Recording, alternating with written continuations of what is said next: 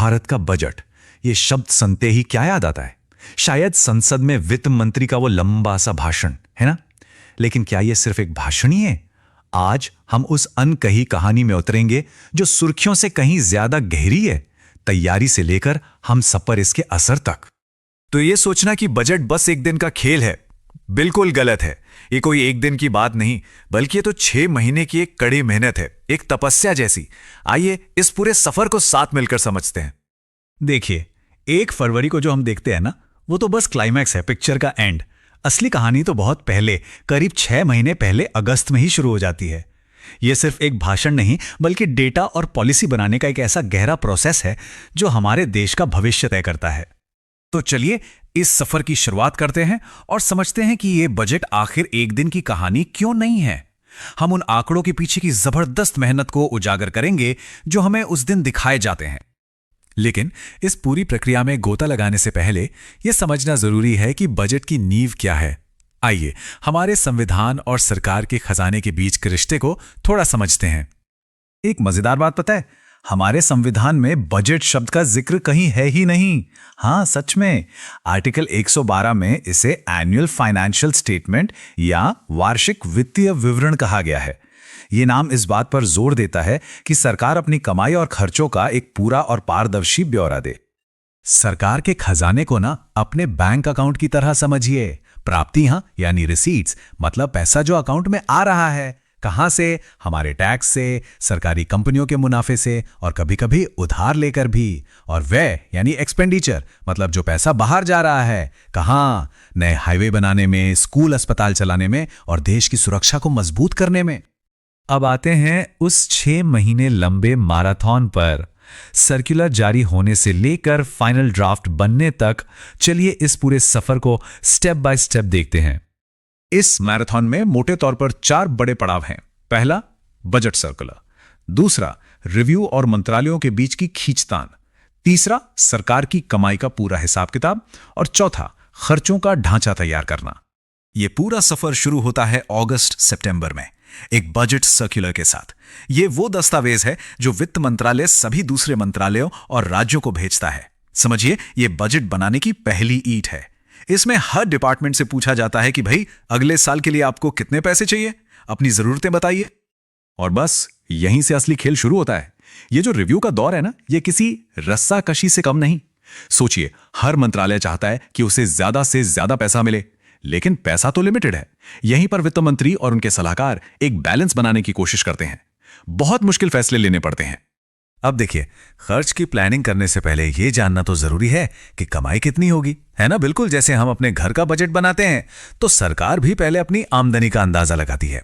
इसके लिए GDP growth, महंगाई, दुनिया भर के व्यापार का माहौल, इन सब चीजों को बारीकी से देखा जाता है। सरकार के खर्चों को हम 2 हिस्सों में बांट सकते हैं। एक है राजस्व व्यय यानी रेवेन्यू एक्सपेंडिचर। यह है रोजमर्रा के खर्चे, जैसे सरकारी कर्मचारियों की सैलरी, पेंशन, सब्सिडी वगैरह। और दूसरा है पूंजीगत व्यय, जिसे कैपेक्स भी कहते हैं। यह भविष्य के लिए एक इन्वेस्टमेंट है, जैसे नई सड़कें, रेलवे लाइन या रक्षा के लिए नए उपकरण खरीदना। और यहां एक बहुत बड़ा बदलाव देखने को मिल रहा है। सरकार का फोकस अब कैपिटल एक्सपेंडिचर यानी कैपेक्स पर बढ़ रहा है। और यह क्यों जरूरी है? क्योंकि यही वो निवेश है जो देश की तरक्की को लंबी रेस में रफ्तार देता है और एक मजबूत भविष्य की नींव रखता है। चलिए अब बजट प्रक्रिया के सबसे सीक्रेट और दिलचस्प हिस्से की तरफ चलते हैं, गोपनीयता की परंपरा। यहां पुरानी रस्में देश के सबसे बड़े वित्तीय राजों की हिफाजत करती हैं। बजट पेश होने से कुछ दिन पहले एक खास रस्म होती है, हलवा सेरेमनी। यह मीठी सी रस्म असल में बजट प्रक्रिया के आखिरी और सबसे सीक्रेट फेज की शुरुआत का इशारा है, जिसे लॉक इन पीरियड कहते हैं।